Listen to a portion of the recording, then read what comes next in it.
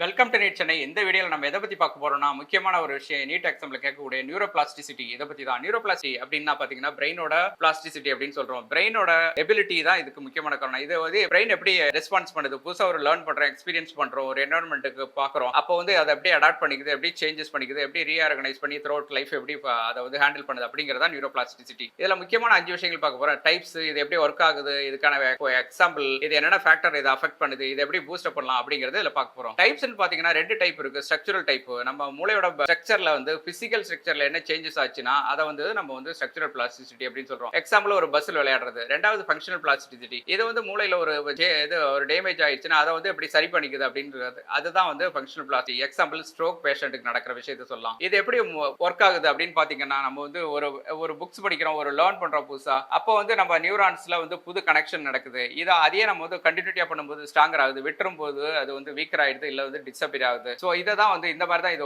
Work ஆகுது. இதில் பார்த்தீங்கன்னா இது ப்ராக்டிக்கல் எக்ஸாம்பிள் நம்ம பார்த்தீங்கன்னா learning and memory, recovery from brain injury, habit formation and breaking, blind and deaf adaptation, இந்த விஷயங்கள்லாம் வந்து நம்ம ஆக்ஷன்ல எக்ஸாம்பிளா பார்க்க முடியும். இது என்னென்ன ஃபேக்டர்ஸ் இதை வந்து முக்கியமா அஃபெக்ட் பண்ணுதுன்னு பார்த்தீங்கன்னா, ஏஜ், என்விரான்மெண்ட், ஜெனட்டிக்ஸ், அதோட இது பிசிக்கல் ஆக்டிவிட்டி, இந்த நியூட்ரிஷன், அப்புறம் நம்ம வந்து முக்கியமா ஸ்லீப்பிங் பேட்டர்ன், இதெல்லாம் ரொம்ப இதை வந்து அஃபெக்ட் பண்ணக்கூடிய நியூரோபிளாஸ்டிசிட்டி அஃபெக்ட் பண்ணக்கூடிய ஃபேக்டர்ஸ். அடுத்தது பார்த்தீங்கன்னா, நம்ம வந்து இதை எப்படி பூஸ்ட் அப் பண்ணலாம் அப்படின்னு பாத்தீங்கன்னா, நம்ம வந்து ஒரு தொடர்ச்சியா வந்து கண்டினியூட்டியா படிக்கலாம், மெடிடேஷன் பண்ணலாம், மார்னிங் ரொட்டீன்ஸ் வந்து டெய்லி ஒரு 6 o'clock எந்திரிக்கலாம், அந்த மாதிரி பண்ணலாம், எக்ஸசைஸ் பண்ணலாம் விடாம தொடர்ச்சியா. அடுத்தது பாத்தீங்கன்னா ஃபோக்கஸ் பண்ணி ஒரு கோலை வந்து ஈஸியா அச்சீவ் பண்ணலாம். அந்த மாதிரி விஷயங்கள் செய்யும்போது பூஸ்ட் அப் ஆகும். நேச்சரை கூட ரீகனெக்ட் பண்ண முடியும். அதே மாதிரி ஸ்கிரீன் டைம் வந்து நம்ம குறைக்கலாம். லேப்டாப், செல்போன், இந்த மாதிரி ஸ்கிரீன் டைம் குறைச்சுன்னா இது வந்து நம்ம பூஸ்ட் அப் ஆகும்.